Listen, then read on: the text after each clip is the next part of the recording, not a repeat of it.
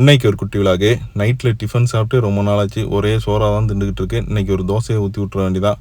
ஈஸியான தோசை ரெசிபி. ஒரு 5 நிமிஷத்தில் தோசையை ரெடி பண்ணிடலாம். அதுக்கு மசூர் தால் 1.5 கிளாஸு. நம்ம ஊர்லலாம் கூப்பாங்கடையில் கொடுப்பாங்க பாருங்கள், அந்த பருப்பு தான். ஒரு 1.5 கிளாஸு நல்லா கழுவி எடுத்து வச்சுக்கிட்டு, ஒரு பாதி கேரட்டு, ஒரு ஸ்பூனு சீரகம், ஸ்பைசிக்காக ஒரு 5-6 காஞ்ச மிளகா, எல்லாத்தையும் ஒன்றா போட்டு மிக்ஸி ஜாரில் கொஞ்சமாக தண்ணி ஊற்றி தோசை மாவு பதத்துக்கு அரைச்சி எடுத்துக்கிட்டு, சால்ட்டு டு டேஸ்ட்டையும் போட்டு மிக்ஸியில் கொடுத்துக்கிட்டு இருக்கையிலே ஒரு சத்தம், நம்ம தோளம் வந்திருக்கலாம். அவங்களுக்கு ஒரு தோசையை ஊற்றி விட்டுற வேண்டியதான்.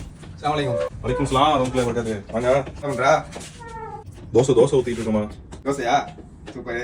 கல் சூடானதுக்கப்புறம் தோசையை தோழனுக்கு தான் நல்லா ஊற்றி விட்டாச்சு. நல்லா பொன்னிறமாக அங்கிட்டு ஆயிலெலாம் ஊற்றி அப்படி ஒரு திருப்பு இப்படி ஒரு திருப்புன்னு திருப்பி போட்டாச்சு. சாப்பிட்டுட்டு எப்படி இருக்குன்னு சொல்லட்டும். அதுக்கப்புறம் எல்லாருக்கும் ஊற்றி கொடுத்துட்டு கடைசி மாவில் நமக்கு ஒரு தோசை, சாதா தோசை ஒன்று, முட்டை தோசை ஒன்று ஊற்றி எடுத்துக்கிட்டு உட்காந்தாச்சு. நம்ம டேஸ்ட் பண்ணி பார்ப்போம் எப்படி இருக்குன்ட்டு. கோழியானம் கொஞ்சம் இருந்துச்சு ரூமில், அதை வச்சு முட்டை தோசை கோழி ரெண்டையும் சுருட்டி சாண்ட்விச் மாதிரி வச்சு இறுக்கி விட்டாச்சு. டயட் இருக்கிறவங்களுக்கெல்லாம் ஈஸியான ரெசிபி ட்ரை பண்ணுங்கள். மீண்டும் வேறு ஒரு வீடியோவில் சந்திப்போம். பாய்.